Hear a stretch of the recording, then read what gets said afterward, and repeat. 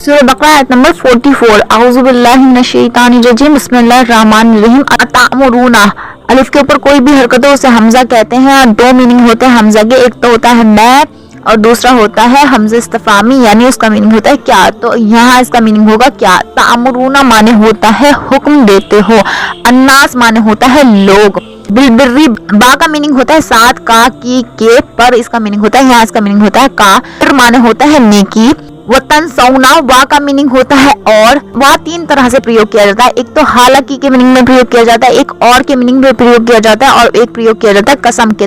तनसौना माने होता है भूल जाते हो, निस्यान जिसको भूल जाना कहते हैं, तो तनसौना भूल जाते हो। अनफुसकुम अपनी जानों को, नफ्स का मीनिंग होता है जान या अपने आप को, माना होता है आप सब, तो अनफुसकुम अपनी जानों को।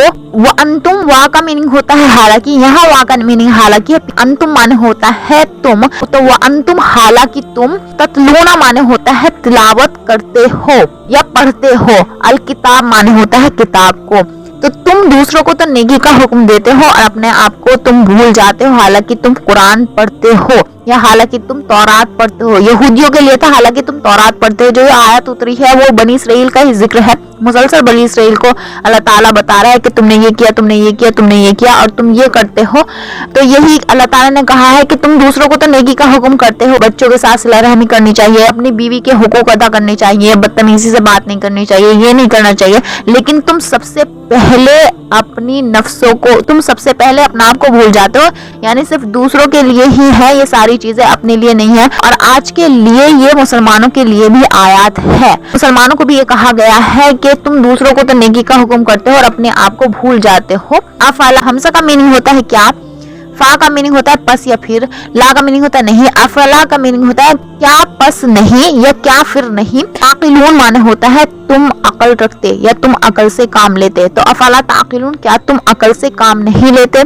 तुम दूसरों को तो नेकी का हुक्म देते हो कि ये करो, ये अच्छा है, ये शरीयत में जायज है, ये करना चाहिए, ये करना चाहिए, और तुम्हारे ऊपर जब वो चीजें वाजिब होती हैं तो तुम अपनी जानों को भूल जाते हो। हर इंसान के लिए यही हुक्म है कि जब वो दूसरे को ये हुक्म करे तो खुद भी उस चीज का परहेजगार हो, और ऐसा नहीं है कि इंसान को परहेजगार नहीं है तो दूसरों को नेकी का हुक्म नहीं देता। नेकी का हुक्म वो दे सकता है लेकिन परहेजगार रहे तो बेहतर है।